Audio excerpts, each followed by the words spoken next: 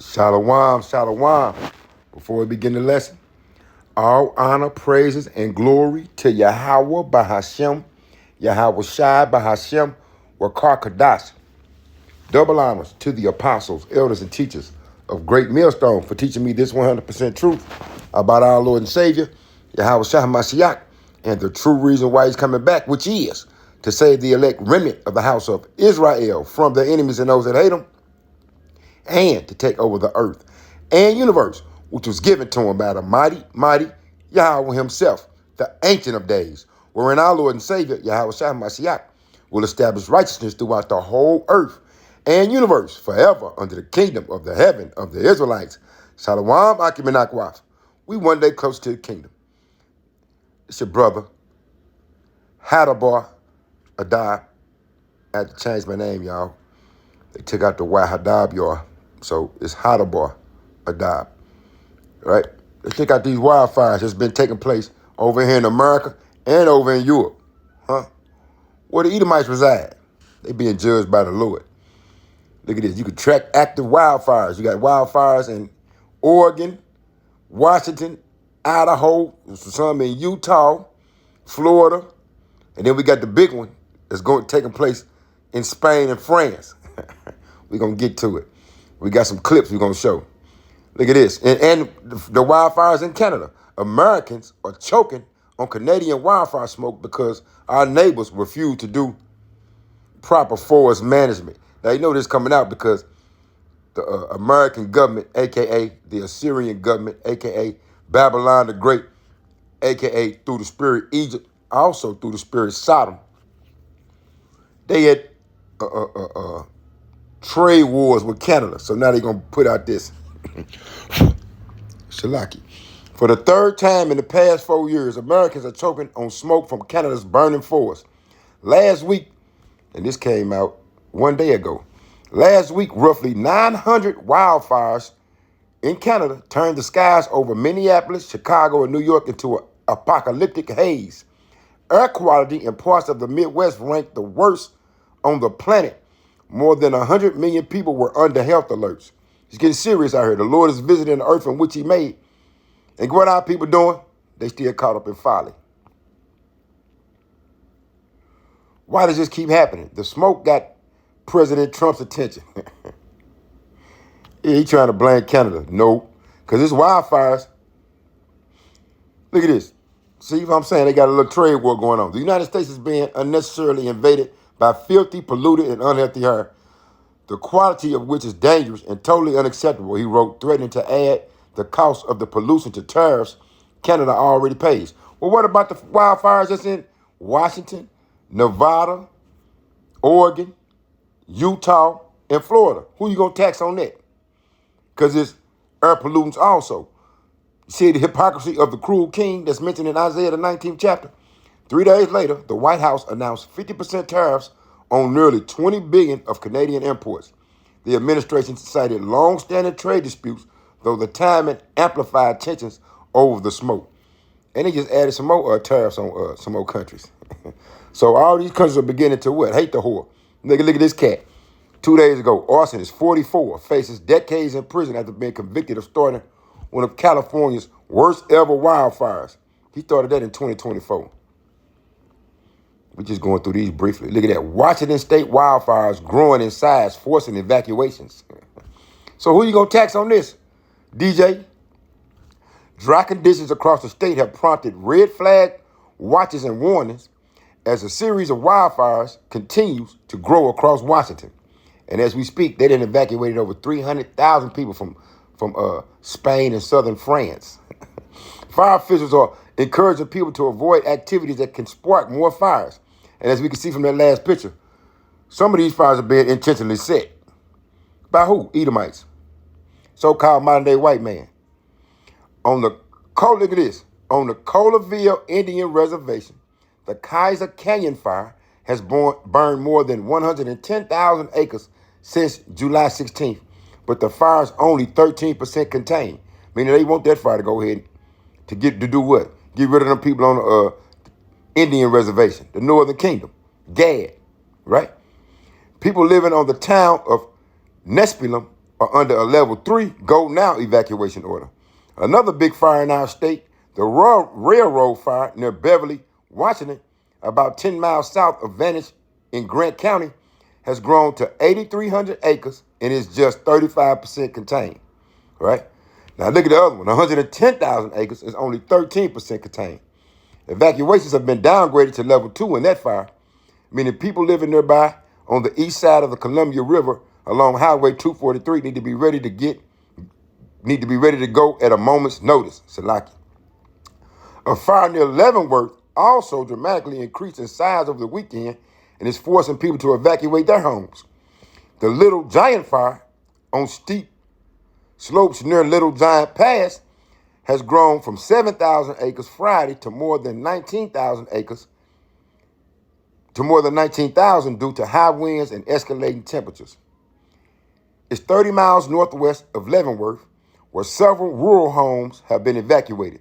So just like this, you crackers, you so-called modern-day white folks who call themselves moving to rural areas to get away from niggas, the Native Americans, the Latinos, and the so-called African Americans. Officials say the fire is 0% contained, and much of it is inaccessible to firefighters on the ground. So far, there are no reports of any structures damaged or injuries in the Little Giant fire. Let's continue. About 30 miles east of the Kaiser Canyon fire, the Madre fire has spread to more than 9,000 acres in the Colville National Forest. The fire, about 17 miles southwest of the town of Inchinum, is 0% contained. A lightning strike on July 17th sparked the moderate fire. So far, it has destroyed 5 structures. High winds up to 38 miles per hour hit the area Saturday, resulting in a rapid spread of the flames into new zones. Aircraft and assisting ground crews with water bucket drops dipping and scooping water out of the Columbia River. It ain't gonna help. The Lord is causing all this to happen. Look at this. Fast-moving grass fire along Oregon-Idaho border burns neighboring properties. We got a clip on the fires in Oregon. They got several going on too. Look at this right here. Big grass fire burns 196,000 acres on Oregon-Idaho border. I wonder who DJ gonna tax on that? Look at this. Wildfire forces evacuations in Yosemite getaway town. And over in Europe, in France, and Spain, it's fucking up their tourism. Look at this. Bench fire ignited by lightning becomes one of Oregon's fastest growing wildfires, forcing new evacuations on Warm Springs Reservation. Ain't that nothing? All these things are taking place on reservations. Where who? The Northern Kingdom resides. The Gad. The bench fire, first reported on July 24th, following a series of lightning storms that swept across central Oregon, has rapidly transformed into one of the state's most significant active wildfires within a matter of days. The fire surged across more than 6,000 acres of the Warm Springs Reservation, fueled by extreme heat, gusting winds, critically low humidity, and drought-stricken vegetation. Its explosive growth has forced expanded evacuation orders, disrupted travel along the U.S. Highway 26, and prompted a large-scale response from tribal, state, and federal firefighting agencies working to protect lives, homes, and critical infrastructure. So there's 2 reservations that's been struck by the Lord. Let's see. Let's get this. Isaiah 29:6. Thou shalt be visited of Yahweh of hosts with thunder, right? The lightning hitting that shit. And with earthquake and great noise, with storm and tempest. Here go the point. And the flame of devouring fire. Let's jump over to 30. You ain't gonna get away or get around the Lord, right? Isaiah 30:30. And Yahweh shall cause his glorious voice to be heard, and shall show the lightning down of his arm. We got another clip of some lightning that's going to be taking place in the upper Midwest by Chicago and Michigan, right? With the indignation of his anger, here go the point, and with the flame of devouring fire, with scattering and tempests and hailstones. Nothing but doom and gloom. Let me see something. Ezekiel. I just was in Ezekiel, Shalaki, Israel. That ain't it. I know where it was. 20. Ezekiel 20. Let's go down to the bottom. It's the Lord. Ezekiel 20, talking to the house of Israel, but guess what? All these curses being placed on our enemies. And say to the forest, Ezekiel 20 and 47, and say to the forest of the south, hear the word of Yahweh. Thus saith the Lord Yahweh, the Most High Power. Behold, I will kindle a fire in thee, and it shall devour every green tree in thee, and every dry tree. The flaming flame shall not be quenched, and all faces from the south to the north shall be burned therein. A lot of these forest fires or wildfires, they call them 0% contained. And all flesh shall see that I, Yahweh, have kindled it. It shall not be quenched. Let's get that in the NLT. And then we're going to play these clips. Pay attention, Israel.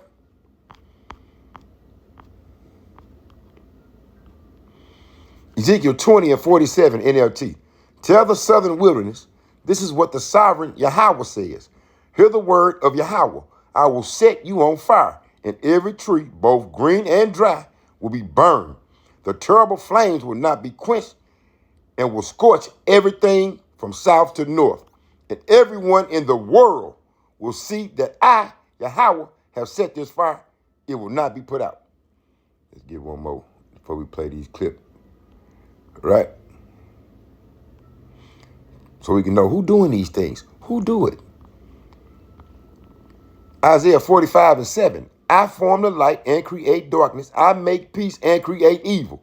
All these American citizens, French citizens, Spanish citizens, Canadian citizens. The Lord has created evil in your areas. Nothing but bad times. Let's see what evil means.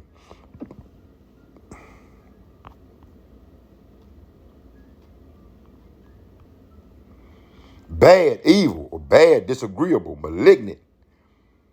Bad, unpleasant, evil, giving pain, unhappiness, and misery. These people are being evacuated from their homes. They are unpleasant. They in pain and they in misery right now. Bad of its kind, land, water, etc. They unhappy, evil, hurtful. Yeah, that's what's taking place right now. Right? Let's get this. I'm going to move over like this, Israel, Shalaki. Woe be unto thee, Babylon, a.k.a. America and Asia, which is being called Europe at this present moment. This is northwestern Europe. Woe be unto thee, Egypt and Syria. Right? Because southwestern Europe, a.k.a. Asia, is going through it. Let's get this.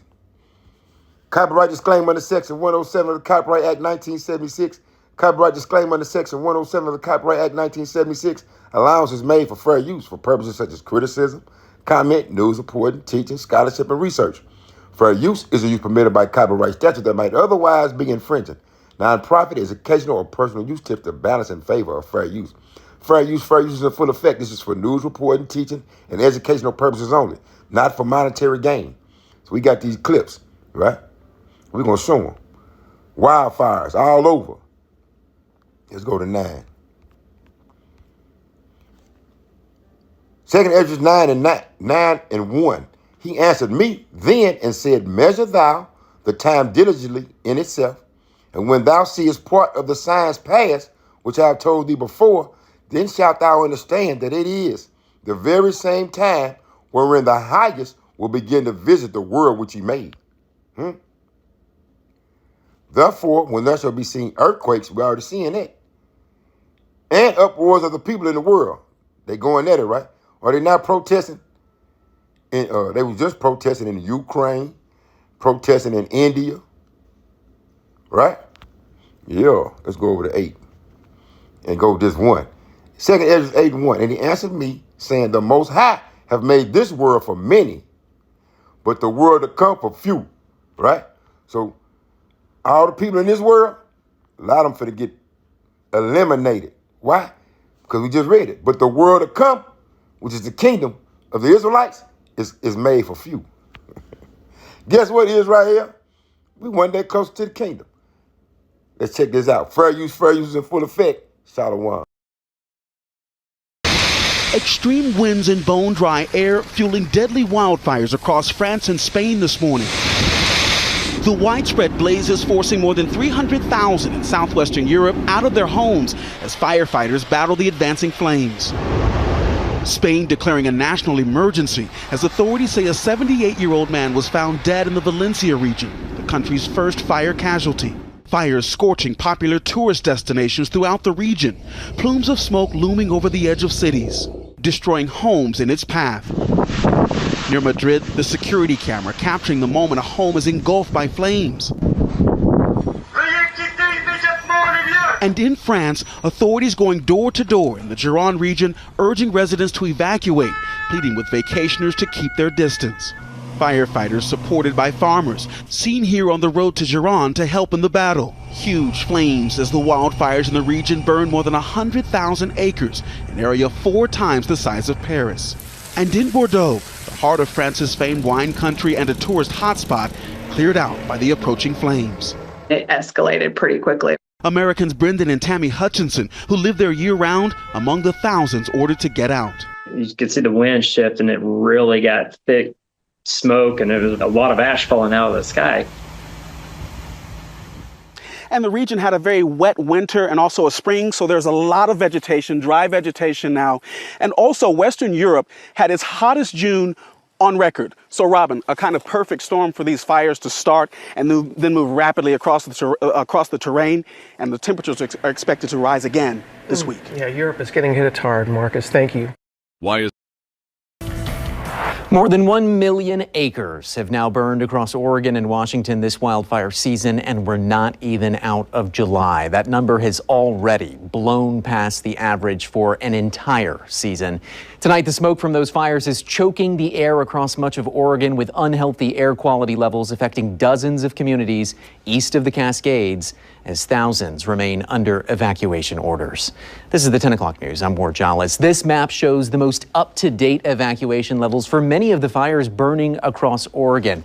The Grasshopper fire is burning near Mount Hood. It is now the closest to the Portland metro area. You can see some level 3 go now evacuation orders in red and level 2 warnings in the yellow there.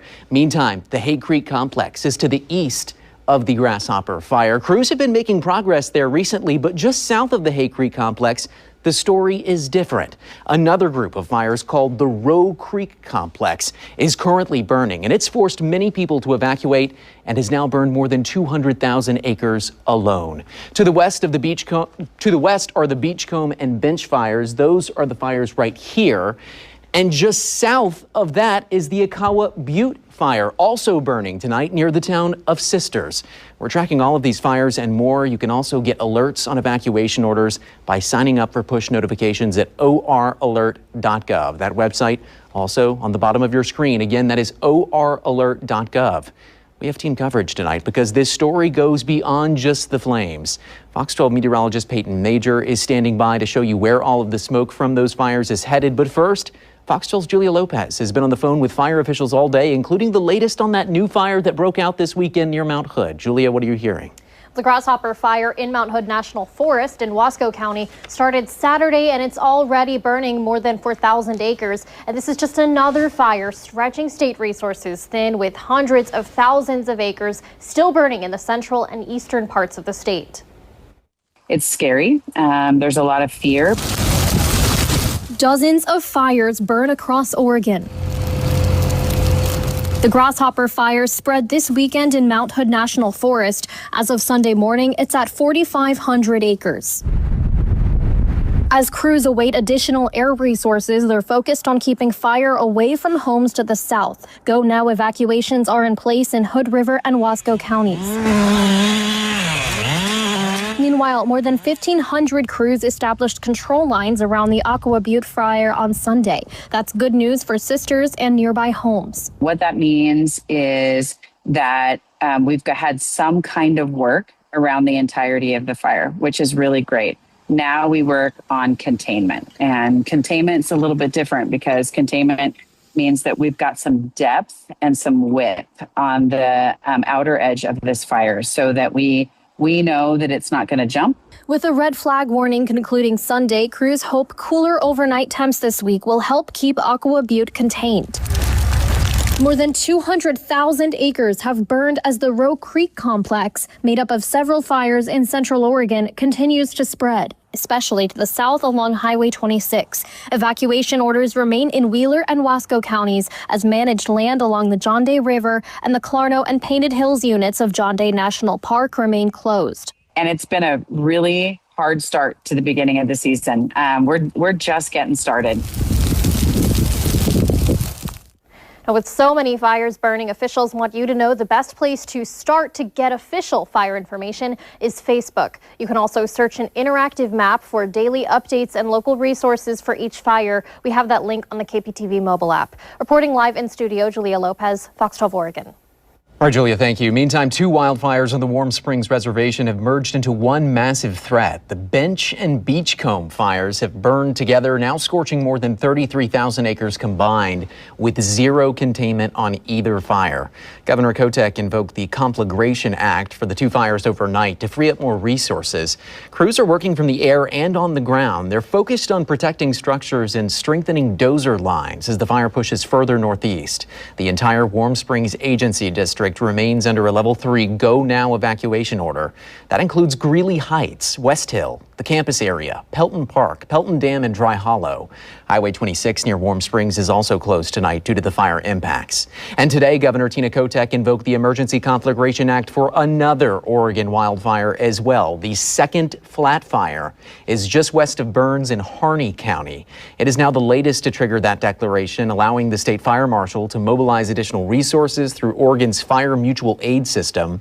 Kotek determined the fire possesses a threat to life, safety, and property that exceeds the capabilities of local firefighters and equipment. This is the 10th time the Conflagration Act has been invoked this year. All 10 times have been in July alone.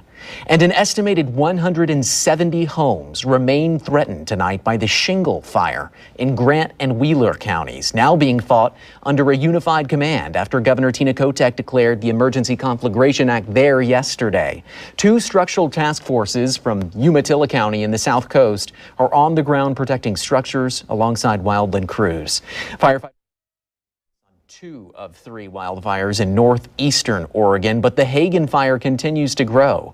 The Hagen fire southwest of Tollgate has scorched more than 24,000 acres. Helicopters dropped more than 100,000 gallons of water yesterday to keep flames away from structures. And meantime, the Horse Ridge fire near Meacham is 60% contained. The Paradise fire southwest of Walla Walla remains small at 740 acres. Evacuation levels across parts of Umatilla and County in the South Coast are on the ground protecting structures alongside wildland crews. Firefighters 2 of 3 wildfires in northeastern Oregon, but the Hagen fire continues to grow. The Hagen fire southwest of Tollgate has scorched more than 24,000 acres.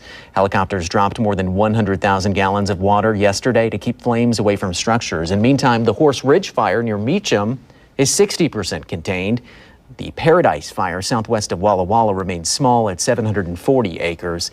Evacuation levels remain in effect across parts of Umatilla and Union counties and the Umatilla Indian Reservation. And with fire comes smoke, and that smoke can cause air quality concerns. Fox 12 meteorologist Peyton Major is joining us now, tracking air quality levels and the smoke pattern from these fires. Yeah, I mean, things have just exploded in the last 3 weeks, Ward, and It's hard to keep track. I mean, you're naming off all of those fires and you're thinking, whoa, I can't, really understand or comprehend all of the smoke. And you can see actually on our Ghost Fire Detection, this is a satellite kind of time lapse here, the smoke that's just hugging the northern and kind of eastern side of the state. John Day, Burns, LeGrand getting hit very hard today. I even paused it here so you can see the Grasshopper Fire there right near Mount Hood. That was the closest one to the metro area.